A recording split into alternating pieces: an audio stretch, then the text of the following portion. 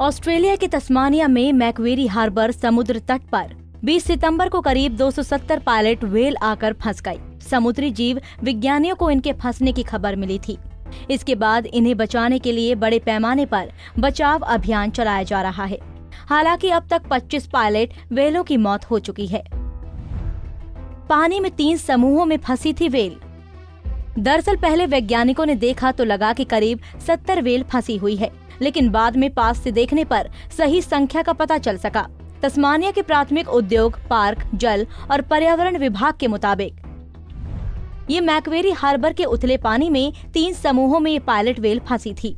Macquarie harbour Tasmania की राजधानी Hobart से उत्तर पश्चिम में 200 किलोमीटर दूरी पर स्थित है। अक्सर फंस जाती है डॉल्फिन और व्हेल। तस्मानिया में समुद्र तट की रेत पर पायलट व्हेलों के फंसने की घटना कोई नई या कोई असामान्य घटना नहीं है।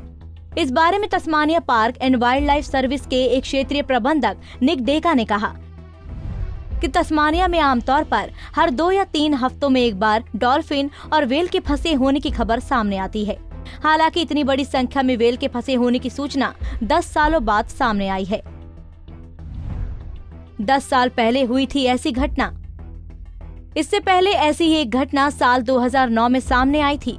तब समुद्र तट पर करीब 200 व्हेल फंस गई थी। वहीं साल 2018 में भी ऐसी एक घटना हुई थी, जिसमें न्यूजीलैंड के तट पर करीब 100 पायलट व्हेलों की मौत हो गई थी।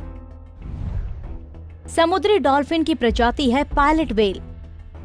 पायलट व्हेल की बात की जाए तो ये समुद्री डॉल्फिन की एक प्रजाति है।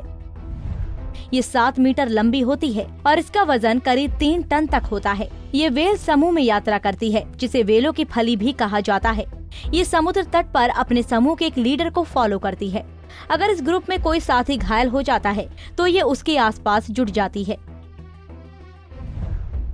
समुद्र तट पर फंसने के बाद हो जाती है मौत।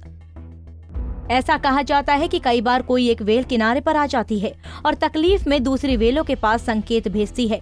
उन संकेतों को मिलने पर दूसरी व्हेल मछलियां भी उसके पास आने लगती है और फंसती चली जाती है। व्हेल मछलियों और डॉल्फिन्स के समुद्री तट पर फंसने को सिटेशियन स्ट्रैंडिंग या बीचिंग भी कहते हैं। ये एक तरह की खुदकुशी की प्रक्रिया कहलाती है।